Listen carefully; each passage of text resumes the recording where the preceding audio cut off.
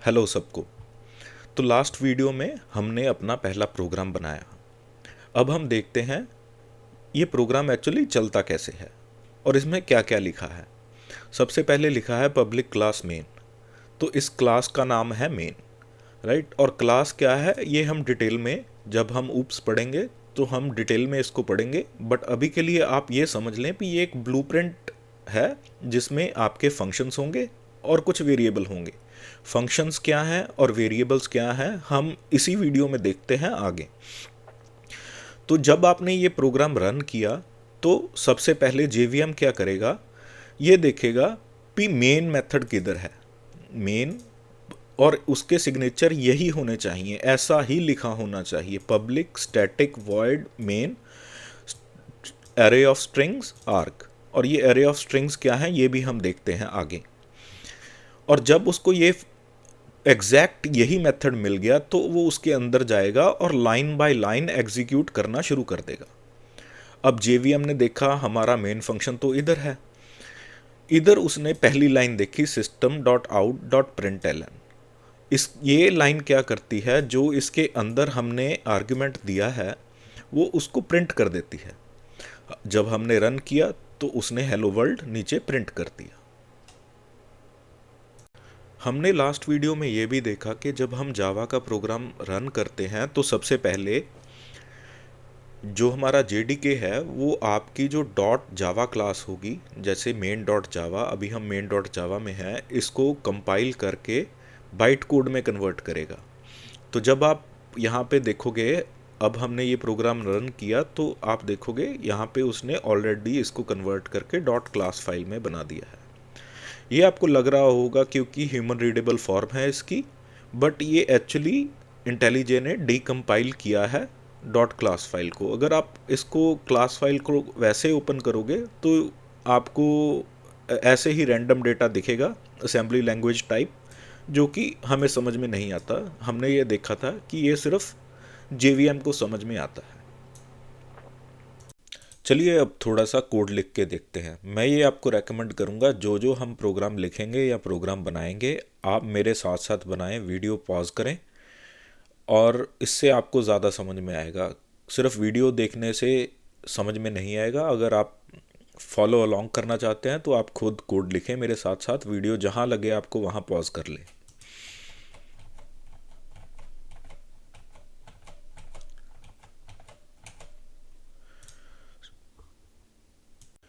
तो चलिए अब हम देखते हैं हमारा प्रोग्राम एक्चुअली करता क्या है। ओके, सो सबसे पहली लाइन जो है इसको हम बोलते हैं वेरिएबल डेक्लरेशन। वेरिएबल डेक्लरेशन का मतलब ए जो है वो है वेरिएबल। हम डिक्लेयर कर रहे हैं एक वेरिएबल जिसका नाम है ए और जिसकी वैल्यू है 20 और जिसकी टाइप है इंटीजर। तो हमने पहली लाइन में जावा को बोला कि हम मान लो कि एक वेरिएबल है जिसका नाम है ए और उसकी वैल्यू है 20।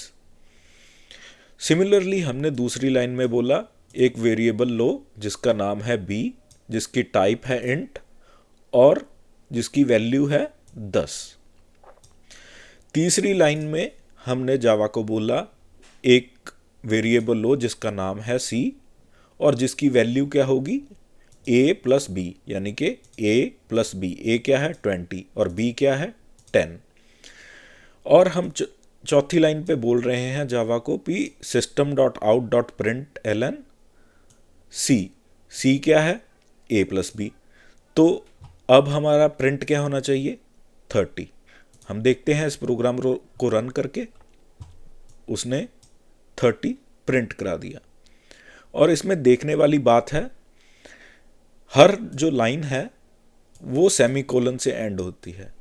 जावा में हर स्टेटमेंट जो है वो सेमीकोलन से एंड होगी। ये वेरिएबल का नाम आप कुछ भी यूज़ कर सकते हो, यानी कि ए की जगह आप यूज़ कर सकते हो नंबर। और ऑब्वियसली अगर आपने इधर वेरिएबल नंबर यूज़ किया है तो क्योंकि ए तो है नहीं, अब डिक्लेयर किया नहीं है हमने, तो अब इधर भी नंबर आएगा। इसकी वेरिएबल लिखने की, वेरिएबल का नाम देने की कुछ रिस्ट्रिक्शंस हैं। ज़्यादा कुछ नहीं है। ये अंडरस्कोर, डॉलर साइन या किसी लेटर से शुरू होना चाहिए, किसी नंबर से शुरू नहीं हो सकता। आप ये नहीं लिख सकते 9 कर नंबर, राइट, और कुछ ऐसे। इसको आप या तो डॉलर साइन से लिख लो या अंडरस्कोर से शुरू होगा। ऐसे ऐसे करके कुछ रिस्ट्रिक्शंस हैं, जैसे मैंने आपको बता ही दिया, या तो अंडरस्कोर से शुरू करो या तो डॉलर साइन से।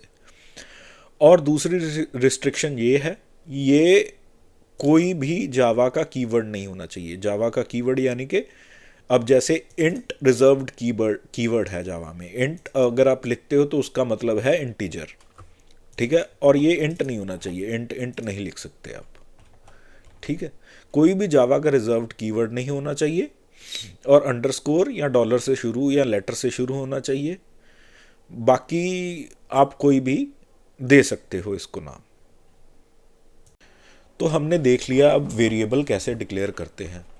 अब हम देखते हैं सम गुड प्रैक्टिसेस। आप जब भी वेरिएबल डिक्लेयर करें तो कुछ ऐसा डिस्क्रिप्टिव नाम उसको दें, ताकि अगर आपका कोड कोई सामने वाला भी पढ़े तो उसको समझ में आए कि ये वेरिएबल हमने डिक्लेयर किया है, तो इसका पर्पस क्या है और ये क्या काम करता है। जैसे इधर मैंने लिखा नंबर 1, और इधर लिख देते हैं नंबर 2। नंबर 1 प्लस नंबर 2, और सी की जगह हम लिख देते हैं टोटल, ठीक है।